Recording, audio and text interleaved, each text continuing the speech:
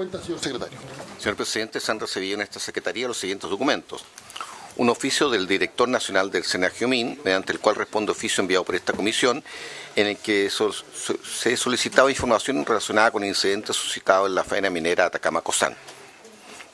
Asimismo, una solicitud de audiencia al señor José Hofer, analista de Benchmark Mineral Intelligence, una consultora especializada en los mercados de materias primas para la fabricación de baterías de litio, con el fin de exponer en detalle su visión acerca del mercado litio.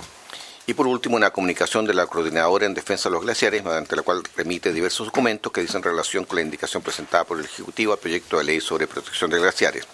El documento su adjunto fue remitido el día de hoy en sus correos electrónicos. Ya, sobre la punto 2, que es solicitud de audiencia, en definitiva. Sí. ¿Habría acuerdo de invitar al señor José Hofer, analista de Benchmark Mineral Intelligence, consultora especializada en mercado de materias primas, por el tema del litio? ¿Habría acuerdo en invitarlo y se mandata a la Secretaría para que termine cuando? Aprobado. ¿Y los otros documentos estos han sido ya entregados los respectivos a los senadores?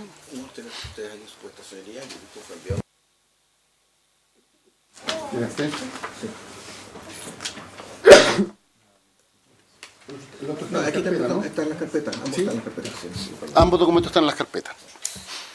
Bueno, se ha citado a esta sesión. El proyecto que está en tabla es el que establece un mecanismo de protección a los glaciares, boletín número 11.876-12. Están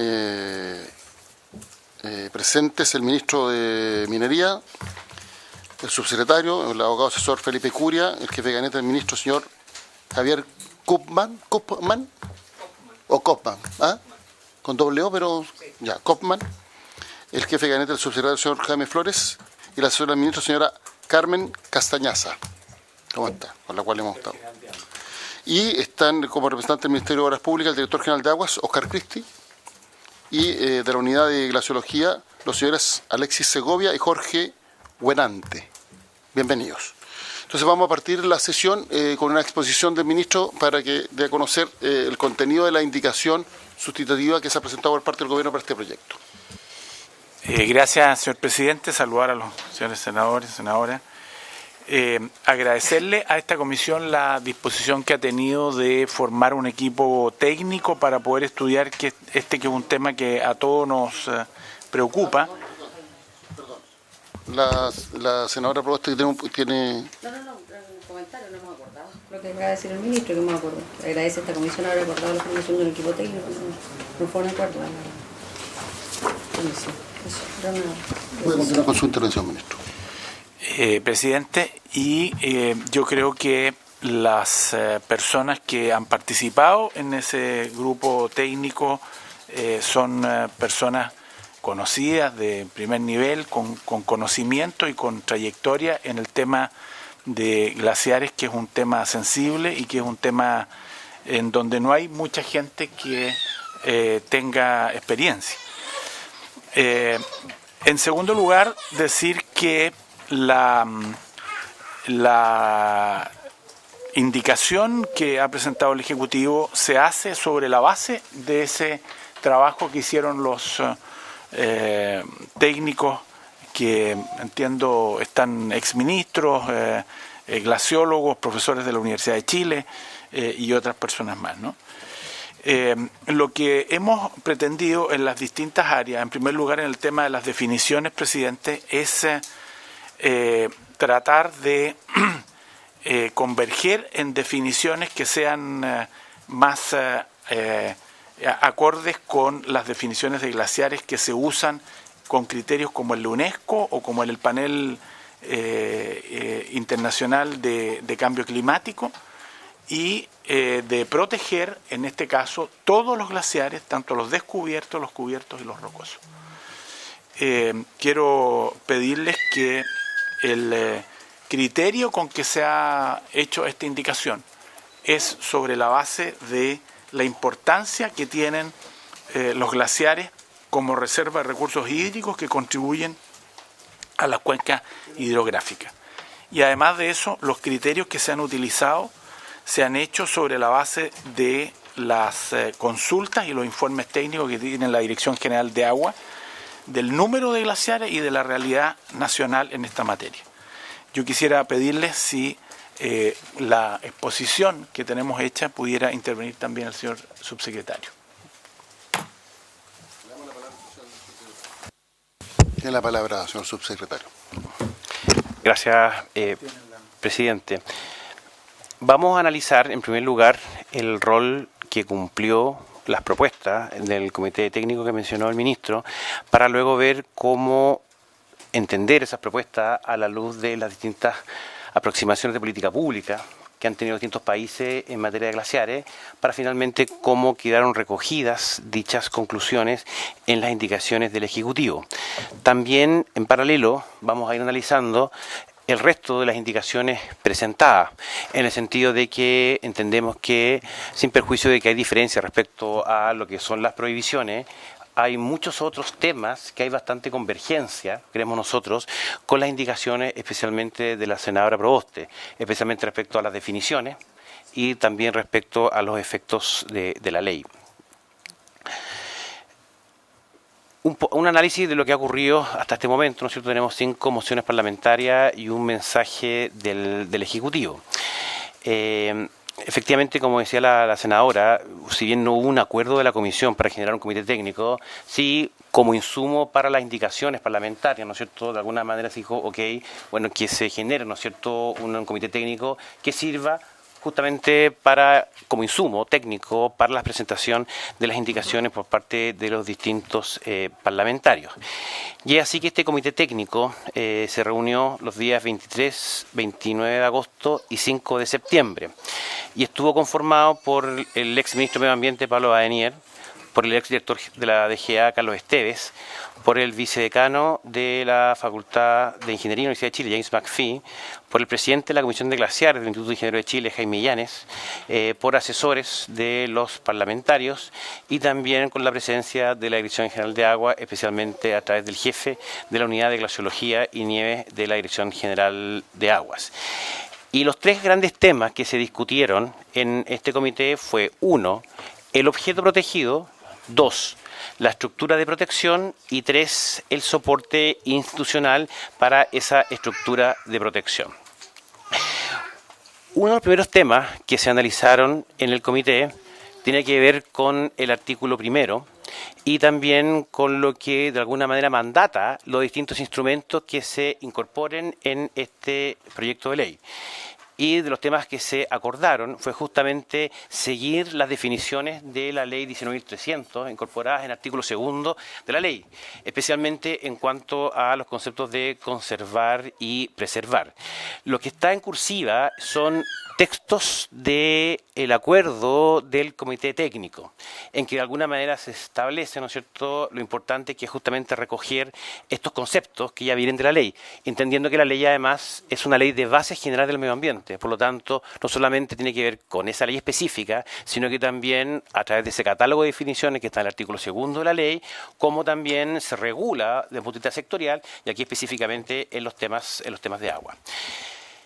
Y respecto al bien jurídico protegido, si uno analiza las distintas indicaciones, la del boletín y las previas, siempre de alguna manera, si hay un tema central en el bien jurídico protegido, es justamente la contribución hídrica. Y ahí lo que acordó el comité es decir, claro, no solamente es la provisión hídrica actual, sino que también es la futura o potencial contribución hídrica y también el rol regulador del recurso hídrico. Por lo tanto, se definió, y las 2 alternativas eran o se protegen los glaciares per se o se protege esta función o este servicio ecosistémico. Y finalmente el acuerdo que se determinó en este comité fue que se protegían los glaciares, pero en función de este servicio ecosistémico. Y el tema desde el punto de vista de coherencia legislativa no es menor, porque uno fijando cuál es el objeto de protección, obviamente los instrumentos que incorpora la ley tienen que apuntar justamente a ese objeto de protección, entendiendo que eventualmente pueden haber otros objetos accesorios, pero que de alguna manera a través del articulado de la ley es imposible de alguna manera proteger.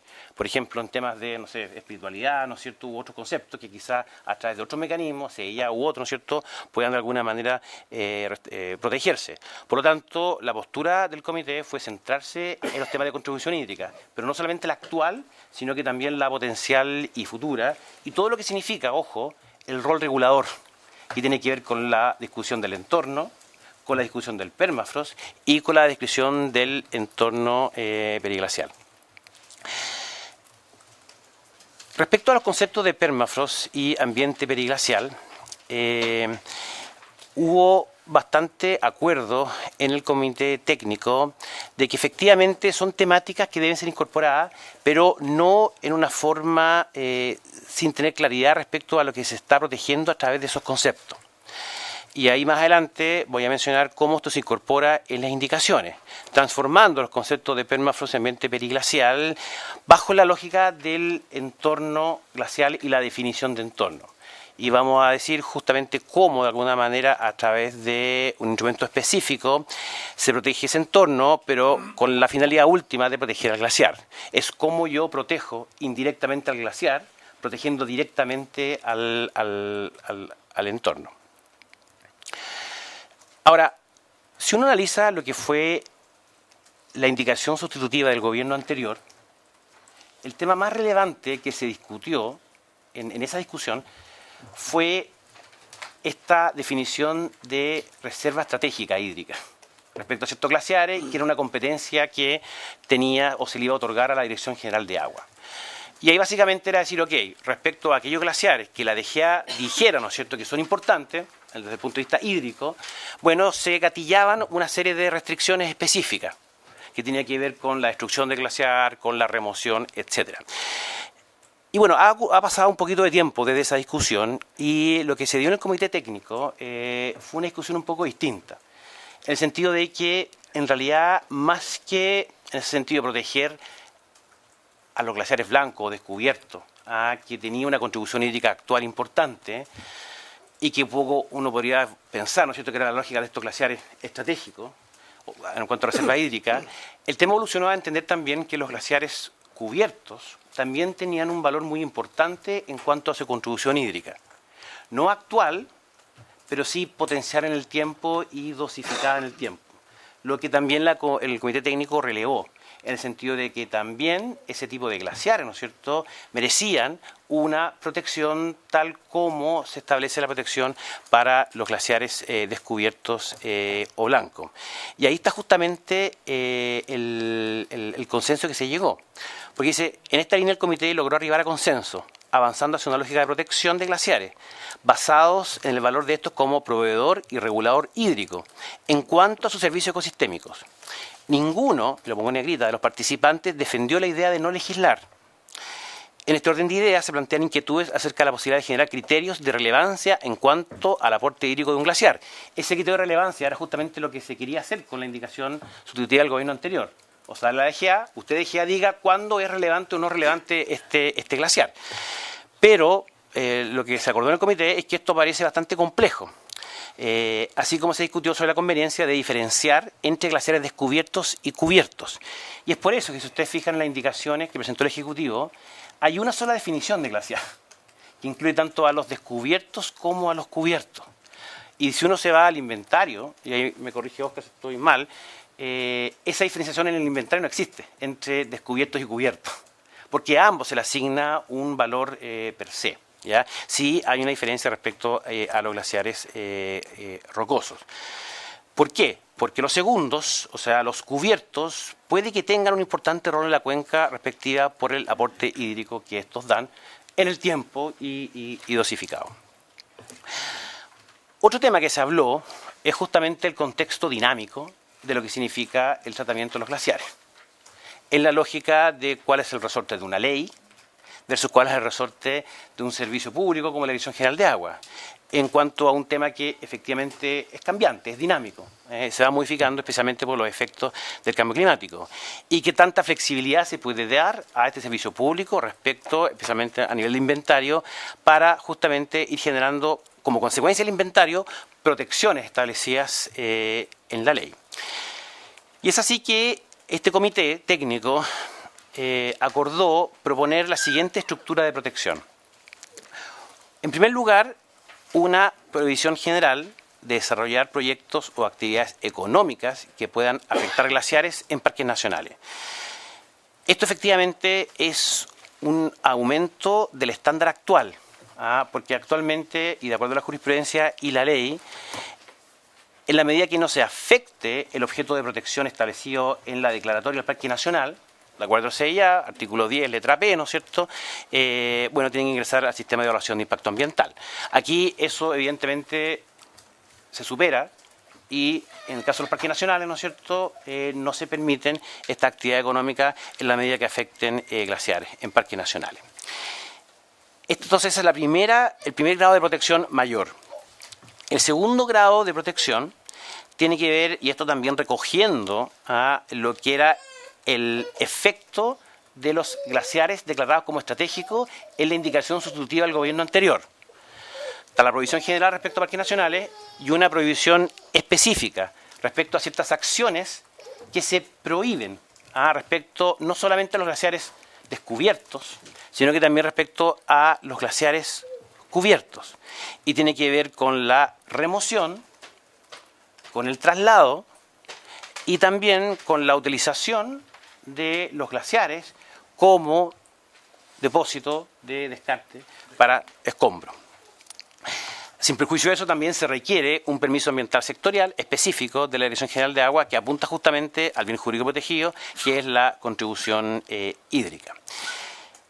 Y en tercer lugar, como un tercer nivel de protección, y lo que acabo de mencionar, evidentemente, es una gran mejora del estándar actual respecto al sistema de evaluación de impacto ambiental. ¿Por qué? Porque el sistema de evaluación de impacto ambiental, en principio, ¿no es cierto?, y a través de medidas de compensación, podría, ¿no es cierto?, autorizar, y de hecho lo ha hecho, ¿no es cierto?, intervenciones a glaciares. Entonces, ¿qué hace esta protección respecto al 98,5% de la superficie de los glaciares, que son los glaciares descubiertos y los cubiertos? Impide intervenirlos directamente a través de estas tres acciones. Y un tercer nivel, que tiene que ver con los glaciares rocosos, en que se exige, para resguardar la contribución hídrica, este permiso ambiental sectorial específico de la Dirección General de Agua. Y a continuación transcribo lo que señaló el comité respecto a la razón de esta diferenciación entre el 98,5 descubiertos y cubiertos y el 1,5 rocosos. La razón por la cual, a nivel de superficie, estos glaciares se diferencian de los descubiertos y cubiertos estriba en que no es posible homologar su relevancia hídrica a priori a partir del inventario público de glaciares, ya que no existe información técnica que permita establecer su contenido de hielo y cubierta detrítica, de modo que no es posible uniformar un criterio, por lo que esa evaluación necesariamente debe ser caso a caso. Y respecto al permafrost, ambiente periglacial y entorno, aquí básicamente tiene que ver con lo que técnicamente desde el punto de vista de derecho ambiental se denomina áreas buffer. O sea, yo tengo un bien que quiero proteger, por ejemplo, un parque nacional, un glaciar, y tengo que mirar que justamente fuera de los límites de ese parque nacional o de ese glaciar exista algo que también se denomina área de amortiguación.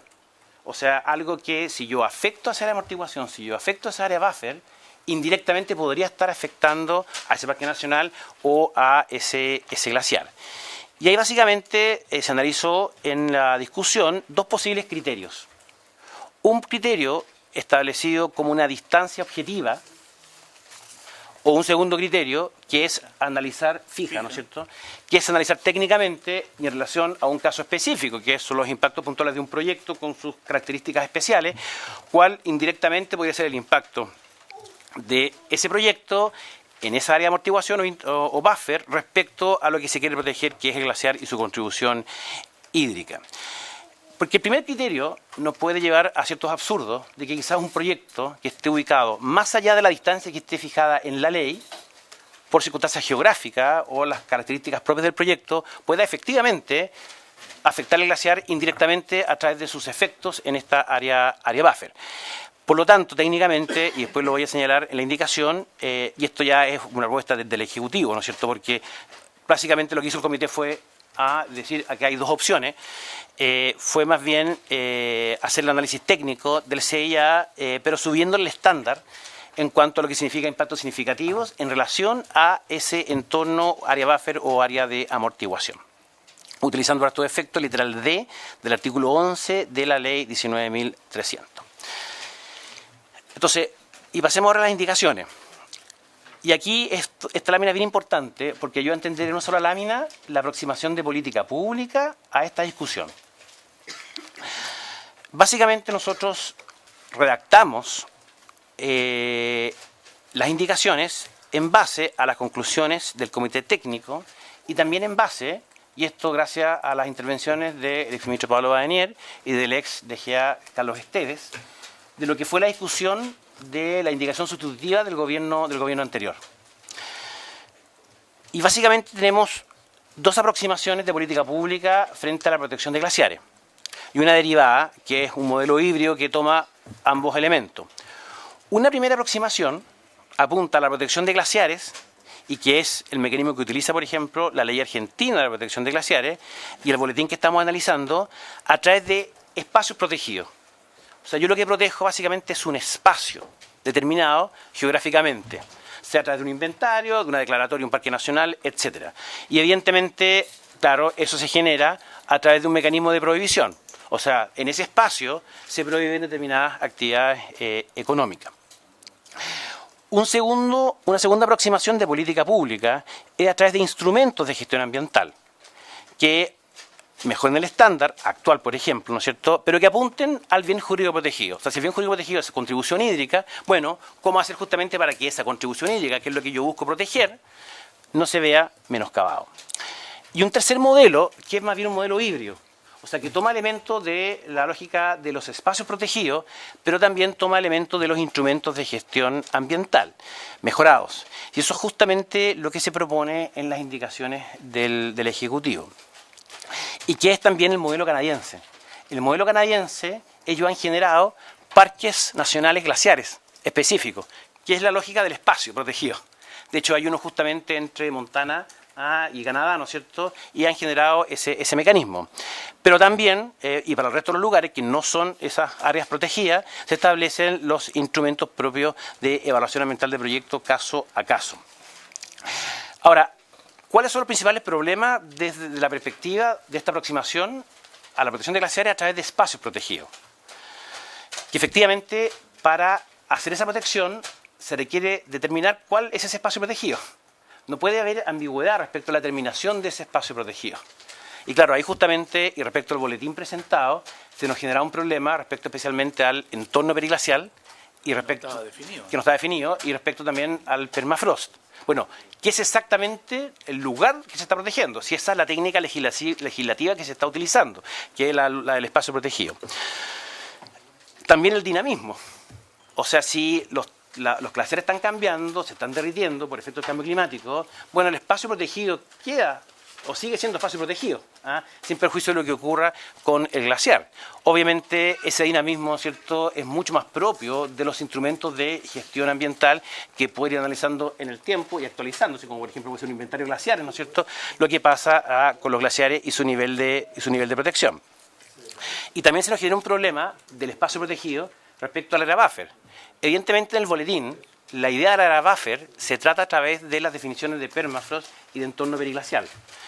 Pero efectivamente, como no hay análisis caso a caso, esa protección se da a nivel de espacio, no a nivel de un proyecto específico, cuánto puede afectar el entorno y así indirectamente afectar al glaciar. Ni de la actividad que se realiza. Ni de la actividad que se realiza, porque hay distintas actividades, distintos tipos de emisiones, ¿no es cierto?, distintos tipos de impacto respecto a esas emisiones. Y eso es a favor o en contra, en lo que explicaba recién respecto a las distancias mínimas. Porque puede ser que yo esté más allá de la distancia que se establezca y efectivamente igual por circunstancias geográficas, temas de la pluma, ¿no es cierto?, o atmosférica, puede generarse algún impacto en el glaciar. Entonces, el modelo que nosotros quisimos adoptar como estructura de protección y siguiendo los criterios del comité técnico fue más bien un modelo híbrido que toma la idea de los espacios respecto a los parques nacionales y en la lógica de la definición de parques nacionales. No solamente la actual ley, sino que también el proyecto de ley de biodiversidad y áreas protegidas, que apunta a la preservación. ¿ya? La preservación, básicamente, ¿no es cierto?, es el espacio que se protege, ¿ah? Sin perjuicio de lo que hablábamos recién respecto al CIA, y al final lo que se garantiza es el bien jurídico, el bien jurídico protegido declarado en la declaratoria de Parque Nacional. Y en segundo lugar, ¿y por qué es híbrido? Porque a esa lógica de espacio le agregamos la lógica de los instrumentos. Y aquí es bien interesante el análisis que hizo la Biblioteca del Congreso. Ellos generaron un documento respecto a cuál es el tratamiento internacional de la protección de glaciares en distintas legislaciones. Básicamente es la situación de Canadá, la situación de Argentina, la situación de Chile. Y también de Estados Unidos, por este Parque Nacional que mencionábamos. Y ahí, claro, hay varios instrumentos de gestión ambiental. Uno siempre piensa en el sistema de evaluación de impacto ambiental, pero los instrumentos de gestión ambiental es cualquier mecanismo que justamente apunta a la internalización de externalidades ambientales negativas. Eso es la definición de instrumento de gestión ambiental. Y claro, el caso de la legislación argentina, se establece a nivel legal un inventario público de glaciares. También en el caso del boletín de la indicación sustitutiva al gobierno anterior, que se sube a rango legal el inventario público de glaciares, donde está el catastro de la Dirección General de Agua. Y evidentemente ese es un primer y gran instrumento de gestión ambiental, porque da obviamente un rayado de la cancha de lo que se defina y se incorpora ahí, bajo qué mecanismo, y las consecuencias o efectos de lo que significa incorporar glaciares, ¿no es cierto?, al inventario.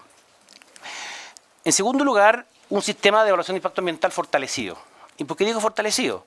Justamente porque es un CIA que se acota solamente en medidas de mitigación, porque no permite intervenir glaciares. Y eso es lo que se denomina las medidas de compensación ambiental.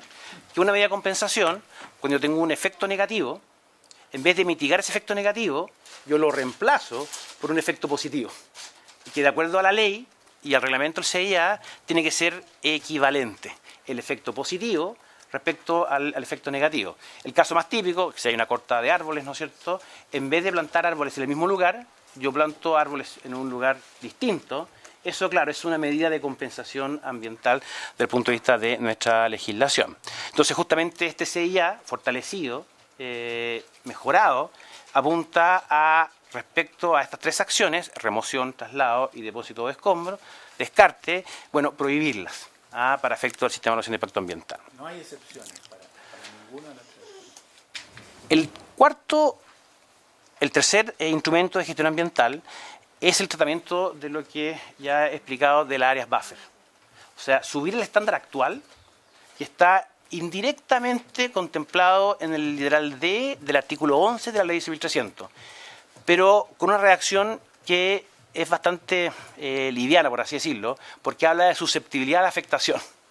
Y que de alguna manera, lo que ha sido un poco el CIA, ¿no es cierto?, nunca, creo yo, se ha señalado claramente qué significa, porque, perdón, literal D son las circunstancias para que un proyecto ingrese a través de un estudio de impacto ambiental. O sea, si se cumple la circunstancia del literal D, es un efecto significativo, eso significa entrar a través de un estudio de impacto ambiental. ¿Qué dice el literal D? Dice, respecto al proyecto, localización en o próximo a áreas protegidas y glaciares. Entonces, cuando hablo de localización próxima, lo que estamos haciendo con una definición de entorno que estamos incorporando en las indicaciones y con una articulación respecto a este artículo es justamente a ese sector fuera de lo que se está protegiendo, en este caso de glaciares, darle un efecto de impacto significativo para que nunca exista un impacto en los glaciares afectando el entorno del glaciar. Y además esto, porque en la ley 10.300 esto se establece únicamente respecto a glaciares. Y recordemos que la indicación de la definición de glaciares incluye a los descubiertos y a los cubiertos, el 98,5%. Entonces nosotros en la indicación, por lo tanto, quedan fuera los glaciares rocosos. Lo que hicimos en la indicación es este mismo efecto que le estamos atribuyendo respecto a los descubiertos y cubiertos, respecto al entorno, también lo estamos llevando a los glaciares rocosos, que tampoco pueden ser afectados como rocosos en cuanto a su contribución hídrica por afectación de su entorno como área buffer. Y el cuarto instrumento de gestión ambiental que se incorpora en estas indicaciones también viene de la indicación sustitutiva del gobierno anterior, pero mejorada. tiene que ver con un permiso ambiental sectorial específico que tiene que otorgar la Dirección General de Agua y en que la DGA solicita al titular, y esta fue otra discusión que se dio en el comité, que tiene que ver con los temas de información. Bueno, toda la información justamente para establecer y resguardar el bien jurídico protegido, que es la contribución hídrica, tanto actual como potencial. Y también aquí incorporamos un tema que surgió y que lo señaló explícitamente el Instituto de Ingenieros, y tiene que ver con todos los temas de riesgo respecto a los glaciares. En el sentido de que si eventualmente haya que hacer una intervención de glaciares, porque puede haber un riesgo a la población, también incorporar las lógica o el análisis de la mecánica de suelo respecto al tema de glaciares en este permiso ambiental especial de la Dirección General de Agua.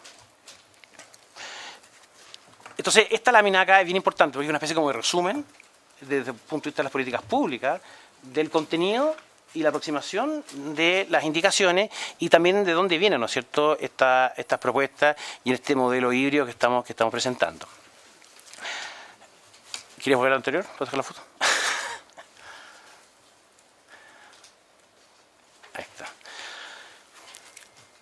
Entonces, como ya vimos lo que fue los aportes del Comité Técnico y las conclusiones, vimos cuál es el enfoque de política pública de las indicaciones presentadas por el Ejecutivo y ahora vamos a analizar los distintos artículos en que justamente se recogen las conclusiones del Comité Técnico y esta aproximación que les mencionaba en la lámina anterior.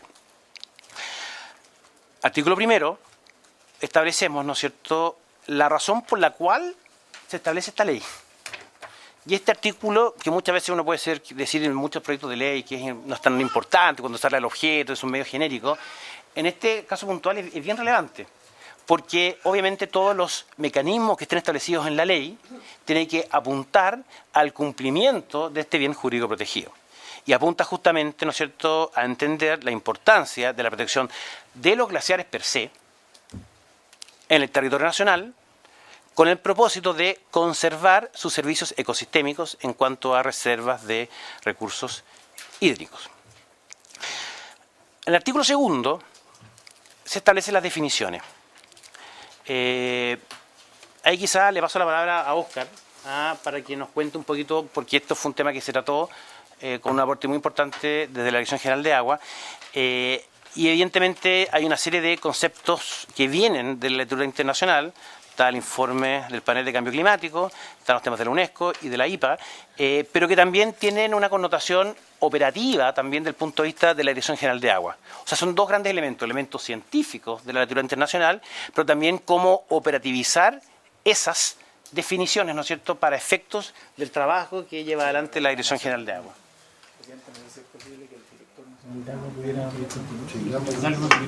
Damos la palabra al director nacional de Agua. Gracias, presidente. Efectivamente, toda definición de glaciar no está exenta de una amplia discusión. No estamos hablando de una ciencia exacta aquí, sino que verdaderamente el aprendizaje que hemos tenido todos en este trabajo es que hay distintas definiciones y lo que se ha optado es por las definiciones que mayoritariamente se aceptan en el mundo científico, y ese trabajo lo ha liderado Gino Casasa, nuestro director de la Unidad de Glaciología, con el trabajo de dos glaciólogos que me acompañan hoy día, que es Jorge Buenante y Alexis Solís.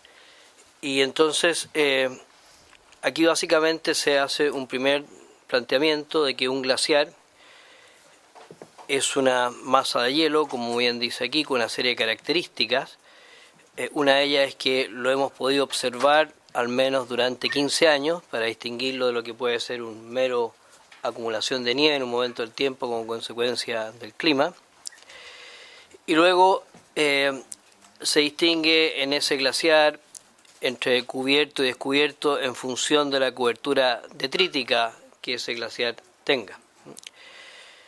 Estas definiciones, además de ser aceptadas en general por el mundo científico, también tienen que ver con nuestras capacidades actuales de identificar glaciares, nuestra capacidad de inventariarlos básicamente.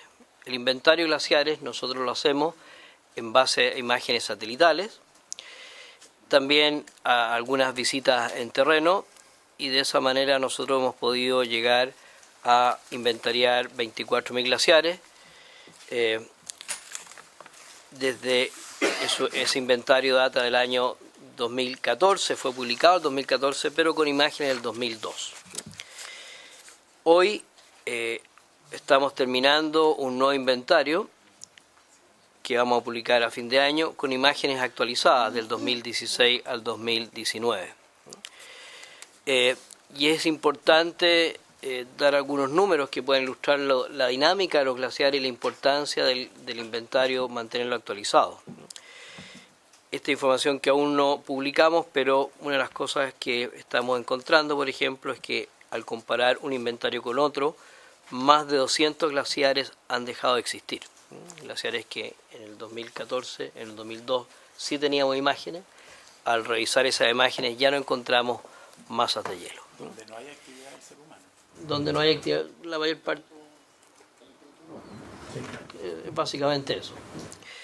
Entonces, la importancia de reconocer que es algo dinámico y que se distingue. Y en segundo lugar, aquí se plantea una distinción de lo que es glaciar, cubierto, descubierto, respecto a otro tipo de glaciar que es el glaciar rocoso. Para efectos de la ley, aquí lo que estamos planteando es que no es que un glaciar cubierto o descubierto en algún momento pase a ser rocoso por el mero hecho de estar cubierto. Es una precisión que es bien importante, porque uno podría pensar que tal vez un glaciar en algún momento alcanza una cobertura tal que le hace convertirse en rocoso. No, lo que estamos planteando aquí en la ley es que el glaciar rocoso requiere otras características. Requiere una conformación geológica distinta a lo que es un glaciar, puramente hablando. Y eso es lo que se recoge en esta definición. Por eso se habla de masa, de fragmentos, bloques de roca, material fino que yace una pendiente. ¿Cómo puede pasar un glaciar de lo que está definido en el número 1 a rocoso? Tendrían que pasar varias cosas. Tendría que cambiar su estructura geológica, hecho que hemos detectado que ocurre, pero puede demorar varios años, puede incluso demorar un siglo en pasar un glaciar cubierto, descubierto a rocoso, porque el mismo movimiento del glaciar va cambiando su estructura, y aquí, si tenemos tiempo más adelante, incluso trae la gente de glaciología algunas imágenes para ilustrar cómo esto se puede identificar, cómo es el paso de un glaciar a un glaciar rocoso. Pero básicamente lo que estamos señalando es que el glaciar rocoso es otro tipo de estructura y que tiene sus propias características. Y finalmente estamos hablando del entorno glaciar como el área próxima a los glaciares que posibilita la mantención de los servicios que posee el glaciar, principalmente la provisión de los recursos hídricos. Por tanto, hay un área importante que permite que ese glaciar pueda hacer la contribución hídrica a las fuentes tanto de ríos superficiales como también de acuíferos que se nutren con los glaciares. Eso sería básicamente.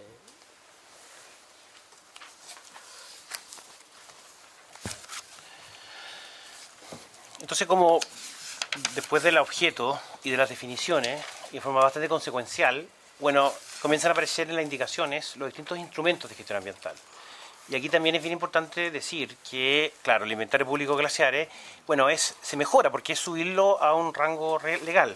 Y esto no solamente está en la indicación sustituida al gobierno anterior, sino que también está en las indicaciones de la senadora Proboste, que también le sube el rango legal a lo que es el inventario público de glaciares. Y también se establece un reglamento con un plazo, ¿no es cierto?, para dictar las normas necesarias para el procedimiento de catastro y clasificación, así como también para la actualización, modificación y funcionamiento de este inventario. Y ahora nos vamos, a partir del artículo 4 y 5, a lo que son las distintas categorías de protección. Ustedes recordarán que mencionamos que las categorías de protección eran tres: la que tenía que ver con los parques nacionales, la lógica de preservación, la que tenía que ver con los glaciares cubiertos y descubiertos, lo que son estas restricciones específicas, prohibiciones específicas, y también lo que significa la protección a los glaciares rocosos.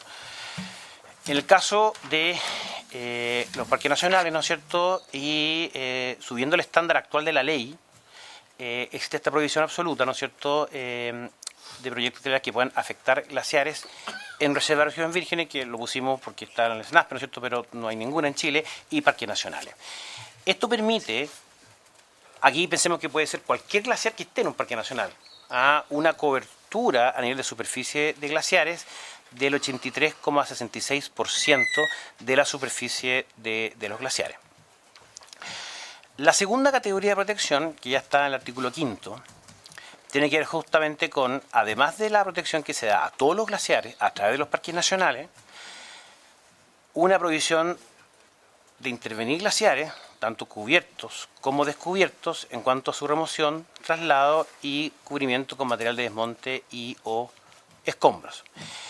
Con esta protección subimos y sumando lo que es la protección a través de parques nacionales, al 98,5% de la superficie de los glaciares en cuanto a protección. Y aquí también no solamente hay una mejora respecto al estándar actual legal, sino que también hay una mejora importante respecto al estándar que establecía la indicación sustitutiva del gobierno anterior. Porque ustedes recordarán, esa indicación sustitutiva le daba este efecto solamente a aquellos que fueran declarados como reserva estratégica por parte de la Dirección General de Agua. Lo que hace esta indicación es todos, tanto los descubiertos como los cubiertos, se prohíbe ese tipo de intervenciones directas. Y esto permite justamente alcanzar este 98,5% de protección de la superficie de los glaciares. Y ahí, claro, en amarillo queda, ¿no es cierto?, lo que son el 1,5%, que muchas veces puede ser muy valioso también, que es el caso de los glaciares rocosos y que, tal como lo ha explicado el director general de Agua, tiene una estructura, ¿no es cierto?, una naturaleza diferente, y también el comentario que hice al principio respecto al comité técnico. Y en este caso, y para resguardar el bien jurídico protegido del artículo 1, ¿no es cierto?, existe este permiso especial de la Dirección General de Agua que justamente apunta a este bien jurídico protegido, que es la contribución hídrica. Y con esto, claro, llegamos al 100% de los glaciares.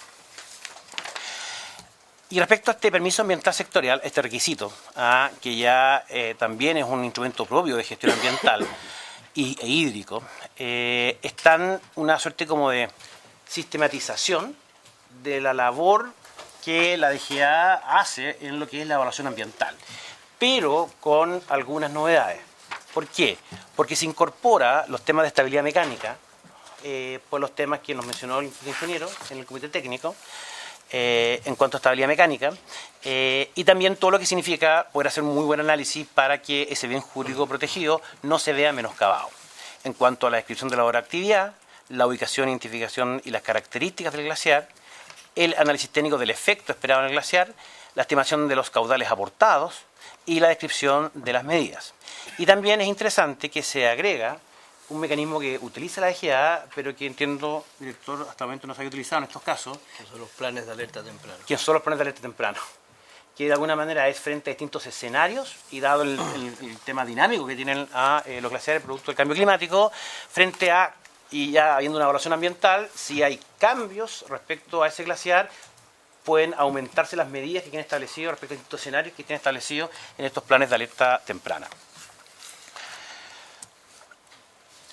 Y respecto a las sanciones, aquí también hay bastante coincidencia con las indicaciones de la señora Proboste en cuanto a los montos. Nosotros básicamente lo que hicimos fue utilizar los mecanismos propios de la Dirección General de Agua y hacer un reenvío específicamente a la posibilidad, ¿no es cierto?, de llegar a los mismos montos. Pero sí pusimos, sin perjuicio de las competencias de la Superintendencia del Medio Ambiente. ¿Por qué? Porque, y aquí es bien importante entenderlo bien, si hay una transgresión a esta ley, ese tema los toma la Dirección General de Agua. Si hay una transgresión, por ejemplo, una resolución de calificación ambiental, esos temas los tiene que tomar la Superintendencia del Medio Ambiente. Y ahí efectivamente pueden haber situaciones bien complejas, porque las sanciones ahí no solamente pueden haber multas de hasta 10.000 UTAs, 10 millones de dólares, sino que también, y esto también estaba mencionado en la indicación de la zona Proboste, pero bajo la lógica distinta, no propio de la SMA, de lo que puede ser la revocación del permiso ambiental y la clausura. Y fue justamente lo que hizo la superintendencia con el proyecto Pascualama. Y el artículo 8 por ahí ha sido un poquito criticado, ¿no es cierto? Porque se menciona la palabra desafectar, ¿ya? Y hay una carta de Salarraín, ¿no es cierto?, que criticaba este concepto. En realidad, más que desafectar, ¿no es cierto?, apunta esto a la actualización, y si hay que modificar el lenguaje, evidentemente lo vamos a hacer. En que cualquier persona, ¿no es cierto?, si sabe la existencia de un glaciar, pueda ser incorporado a este inventario, cumpliendo los requisitos que tiene que establecer la Dirección General de Agua, ¿no es cierto?, o que pueden estar establecidos en la ley, pero también la situación de entender los glaciares como un tema dinámico, en que ante un cierto nivel de derretimiento, ¿no es cierto?, la misma Dirección General de Agua pueda desafectar.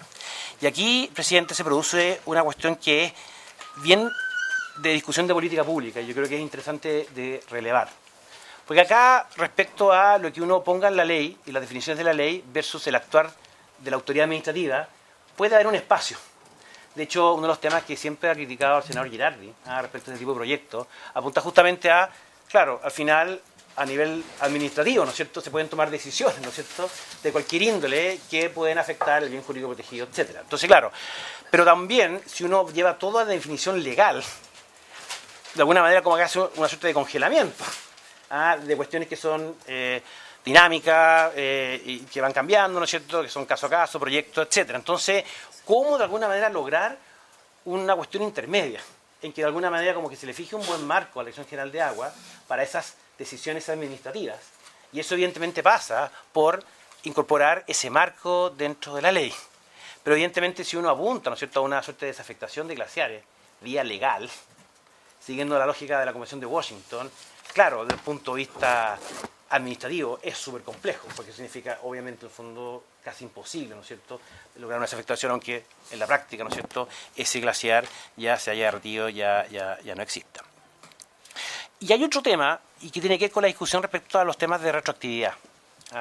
En la indicación de la senadora Proboste no se incluye la retroactividad si se incluye en el boletín en análisis. Y esto también fue una contribución del ex ministro de Medio Ambiente, Pablo Badenier, y del ex DGA, Carlos Esteve, en cuanto a una propuesta que ellos hicieron en la indicación sustitutiva del gobierno anterior, en cuanto a tener claridad si las condiciones y las medidas ambientales de las resoluciones de calificación ambiental de proyectos en cuyas áreas de influencia existan glaciares han operado en forma correcta.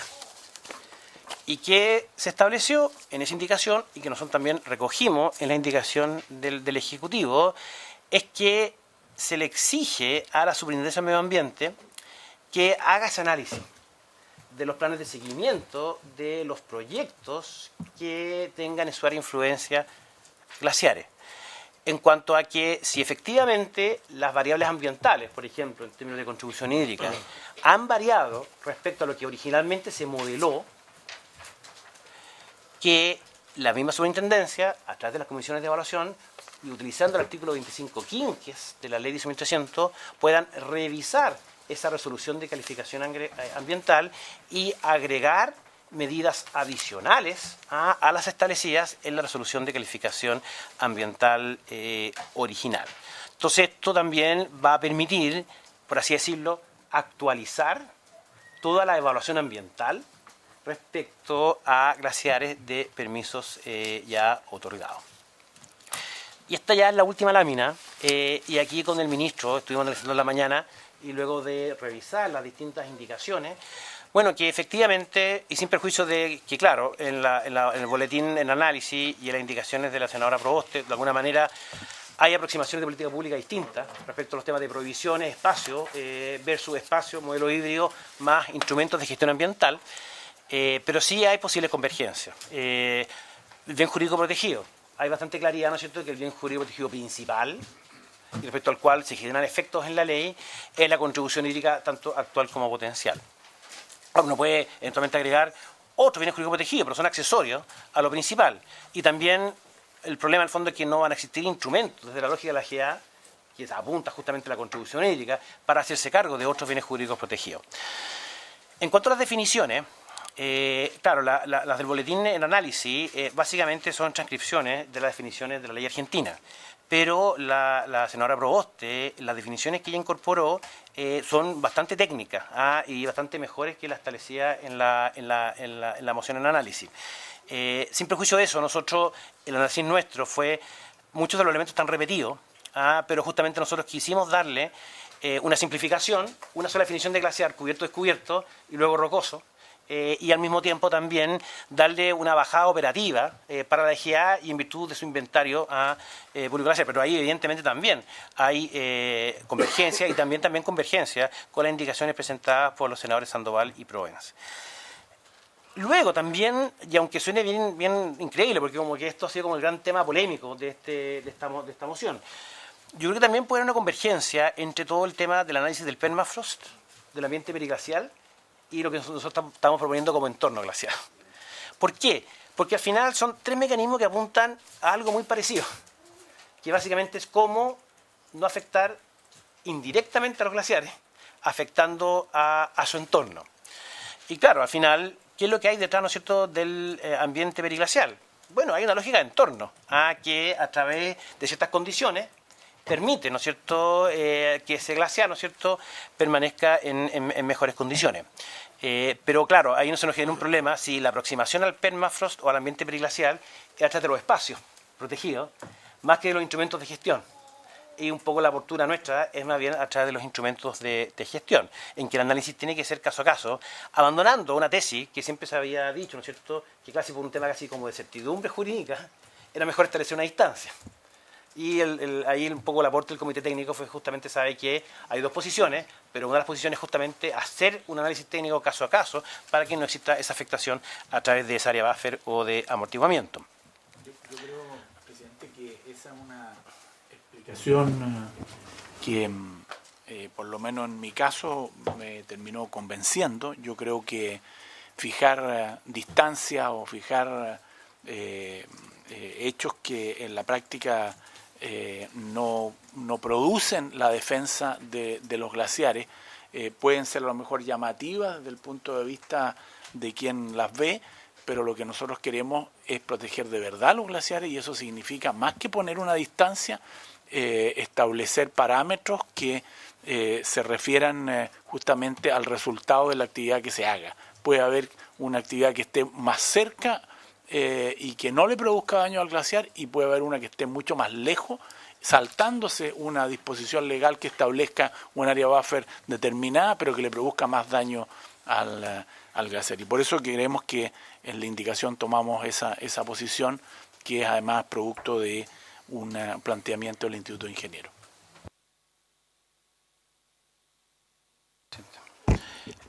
También respecto a la naturaleza jurídica de los glaciares, nosotros no lo incorporamos porque lo hablamos con la Dirección General de Agua y nos señalaron que en realidad no había mayor diferencia entre establecerlo o no establecerlo como bien nacional de uso público.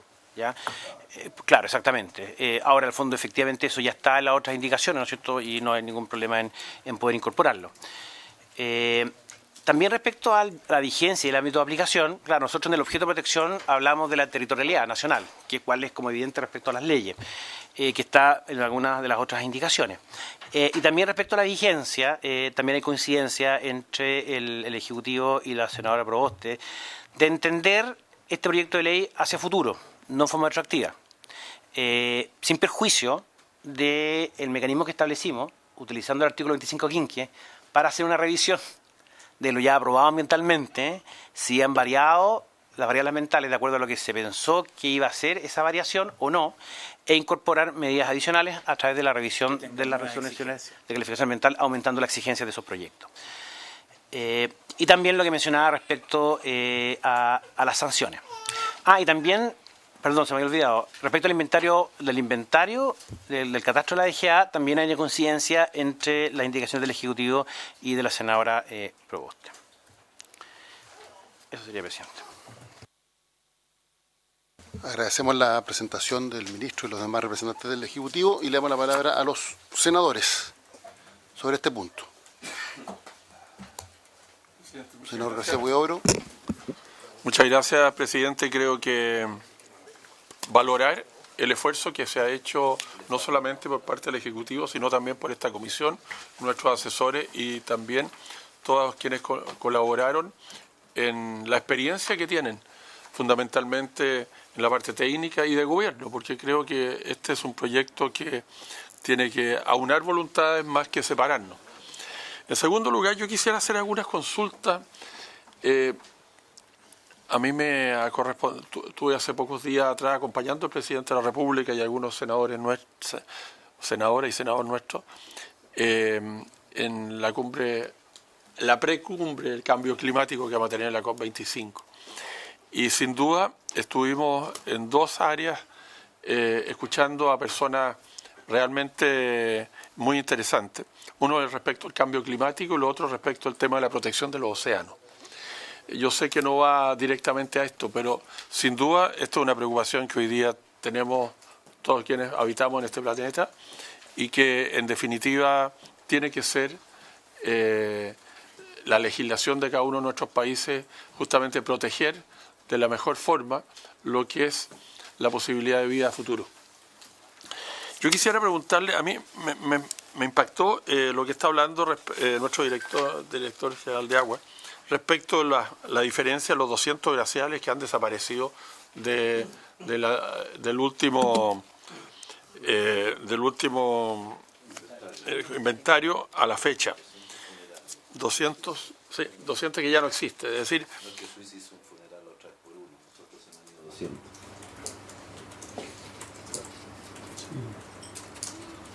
Yo quisiera consultarle porque esto sería interesante si nos pudiera explicar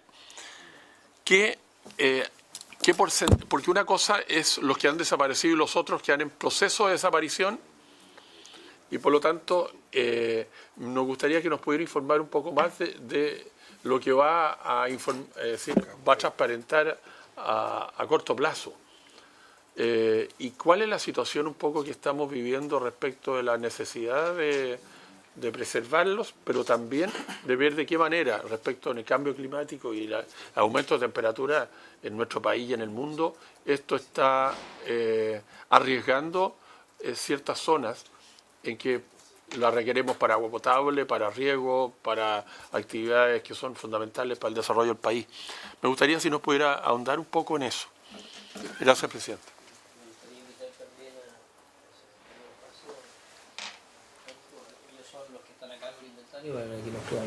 Que pase nomás ahí, invita a apretarse un poquito. Por su intermedio, presidente. Sí. Nosotros estamos en el proceso de cierre del inventario, no lo hemos terminado. Por tanto, tenemos información preliminar. Esto va a estar ya definitivo y va a ser entregado en noviembre. Justamente queremos que sea un aporte a la COP25. Perfecto. Por tanto, los datos que estamos señalando son los datos que hemos ido obteniendo. De hecho, los 200 glaciares lo obtuvimos ayer, justamente como resultado del trabajo que estamos haciendo. O sea, es muy fresco. Unos números generales y después le voy a dejar la palabra a Jorge. El 2014, lo primero que quiero decir es que este inventario nos parece extraordinariamente importante, porque nos va señalando el impacto del cambio climático. No hay mejor huella del cambio de impacto climático que lo que está pasando con los glaciares, que van retrocediendo. Nosotros tenemos el caso del glaciar Olivares, en la región metropolitana, que ha ido retrocediendo 20 metros. ¿Te acuerdas qué cifra es más o menos? Pero ha ido retrocediendo sustancialmente durante los últimos años. El inventario del 2014 es en base a imágenes del 2002 y en promedio, y el inventario que vamos a publicar ahora es en base a imágenes tomadas entre el 2016 y el 2019. Nos parece una eficiencia tener que el largo periodo, 14 años, pero es lo que podemos hacer con los recursos que cuenta la DGA. El 2014 teníamos 24.114 glaciares, con una superficie de 23.641 kilómetros cuadrados. Las cifras que estamos obteniendo ahora nos hablan de 25.725 glaciares, o sea, hay un aumento de 1.611 glaciares. ¿Cómo se explica eso? principalmente glaciares que eran uno solo, que por efecto del cambio Separaron. climático se separan. Así es. Por tanto, no es que tengamos una buena noticia que están surgiendo nuevos glaciares. Y en términos de kilómetros cuadrados, en 2014 teníamos 23.641 kilómetros cuadrados y hoy tenemos 21.747 kilómetros cuadrados, es decir, 1.894 kilómetros cuadrados menos de glaciares, un 8% de disminución, que da cuenta de qué está pasando en la masa de estos glaciares. Y dentro del grupo de glaciares, lo que señalaba, más o menos aproximadamente 200 glaciares, de los cuales nuestras imágenes cubren una hectárea, son las imágenes satelitales que manejamos, de una hectárea. Al revisar esas imágenes del 2002, teníamos lugares donde aparecía nieve, glaciar, hielo, y hoy al ver esas imágenes no existe, o se ha reducido significativamente. Esos son los glaciares que han dejado de existir. Jorge, por favor, querías... Bueno, indicar que estas cifras son preliminares. El trabajo de la actualización del inventario de glaciares está probablemente cerca de un 95% de avance. Entonces el área y el número de glaciares pudiese variar un poco de aquí a diciembre. También el número de glaciares que se están categorizando en este momento como extintos.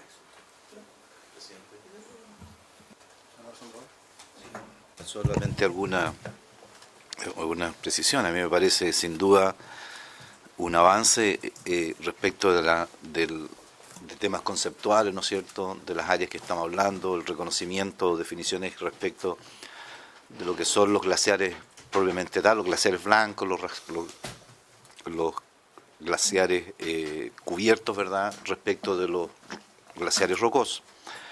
Ahora, hay un par de detalles, ¿no es cierto?, que yo soy de una región donde están además el 55% de los glaciares de todo el país. Y muchos de estos glaciares además están afectados por los procesos estos de retroceso, donde precisamente nosotros, por eso de repente hay una tendencia a entender de que esta ley, ¿verdad?, está porque tenemos detrás al hombre, que hay que realizar una acción de cómo aseguramos la protección de este glaciar. A mí me pasa en la región, tenemos 2 campos de hielo, ¿no es cierto?, que son estos verdaderos termómetros de escala planetaria que decimos nosotros, y en ello vemos los efectos, no de la acción humana, sino que los efectos propiciados por el cambio climático. Y tengo las 2 imágenes, por ejemplo, respecto del ventisquero súper conocido en Chile, el San Rafael, ¿verdad? Y cómo esto se ha ido reduciendo de estar ocupando prácticamente la mitad del espacio de la laguna del San Rafael, a encontrarse hoy día ya dentro de la cuenca originaria ¿verdad?, del desplazamiento del glaciar. Estamos acá abajo, desde la mitad, cubrir la mitad de la laguna, ya estamos metidos, ¿no es cierto?, en la cuenca originaria donde está hoy día la lengua del glaciar. He estado ahí varias veces en este glaciar, pero hay otro más dramático, porque en la laguna de San Rafael uno podría decir, bueno, aquí hay actividad humana, ¿verdad?, va permanentemente, los barcos entran y salen permanentemente del sector. Al sur del San Rafael, el ventisquero más grande del campo de los Norte es el San Quintín, que está acá. No hay nada, no hay nadie. Estaba ahí yo al frente de esta pared y los retrocesos también son súper evidentes. Entonces, a mí me queda solamente un tema de cómo compatibilizamos, ¿verdad?, esta situación de la reducción de los glaciares y lo que está aconteciendo por producto, consecuencia de este tema dramático, ¿no es cierto?, del cambio climático. Por otro lado, me queda una sola salvedad que habrá que analizarla, porque la propuesta que hace acá de modificaciones se hace parte respecto de la aplicación de esta ley en materia de protección en parques nacionales, ¿ya? En mi región tengo una serie de otros glaciares que no están en parques solamente, que están en reservas nacionales. ¿Ya? Un tema conceptual que yo creo que vamos a tener que, en la discusión, yo no sé si en esta comisión o en medio ambiente, donde entiendo que va a volver, ya yo creo que es un tema que a nosotros nos interesa sobremanera en ampliar el área de protección de los glaciares. Es decir, debemos incorporar parques, reservas nacionales, áreas de monumentos naturales, y yo habría ido incluso quizá un poquito más allá, incluso glaciares que están en tierras fiscales hoy día. quiero resguardar, ¿no es cierto?, la protección de los glaciares en ese contexto, en la zona donde nosotros tenemos particularmente ese tema. Parques son los pocos que tenemos, ¿verdad?, que se crearon en esta última red de parques, algunos que de reserva que se transformaron en parques, como el Heinimeni o como el Cerro Castillo, pero tenemos otros que no están en esa condición de parque, ¿ya?, que necesitamos evidentemente avanzar en estas modificaciones que haya que incorporar, no sé si acá o en la comisión. Eso, y lo último, una sola observación respecto al tema de la revisión eventual, ¿verdad?, de los permisos, de las resoluciones de calificación ambiental, eventualmente cuando se han otorgado actividades. Ustedes hablan de un plazo de que cada 2 años, ¿verdad?, habrá un proceso de revisión. Me parece súper relevante incorporar ese proceso de evaluación, porque a veces se otorga un permiso, ¿verdad?, y cambian las condiciones y habrá que, evidentemente, si eso hay impacto evidente sobre el glaciar, porque ahí creo, me parece una expresión interesante de protección respecto de ese particular igual. Gracias, presidente.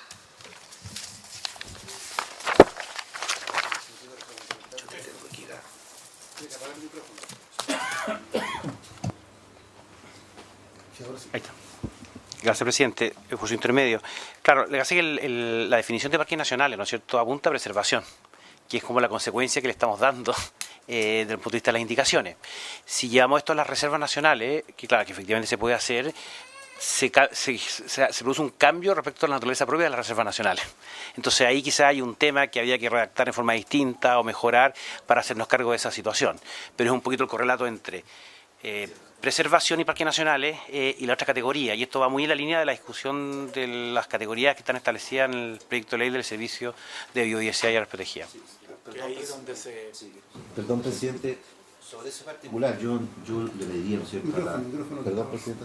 Sí, yo le pediría en ese particular, ¿no es cierto?, a la DGA que tiene el inventario, que está actualizando, a lo mejor que pudiéramos definir cuántas de las estructuras glaciares, ¿no es cierto?, están en parque y cuántos hoy día están asociados a reserva.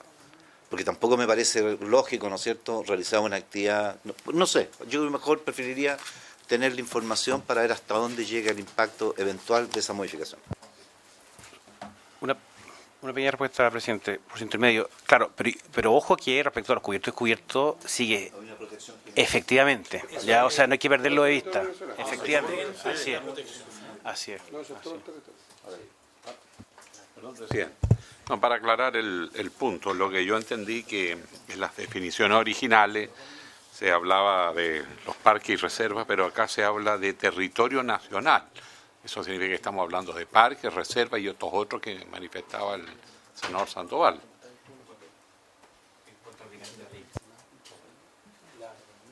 La vigencia y la aplicación de la... Claro, ahí territorio nacional. ¿Qué tiene que dar otro punto? Ya. Bueno, nos quedan 4 minutos, así que vamos a abrir ya el análisis pormenorizado de las indicaciones.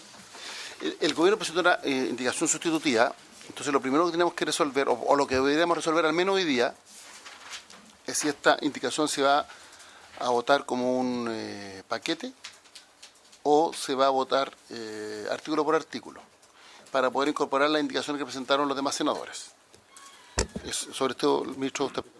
Presidente, yo le manifesté esta mañana que el Ejecutivo originalmente había planteado eso, ¿no?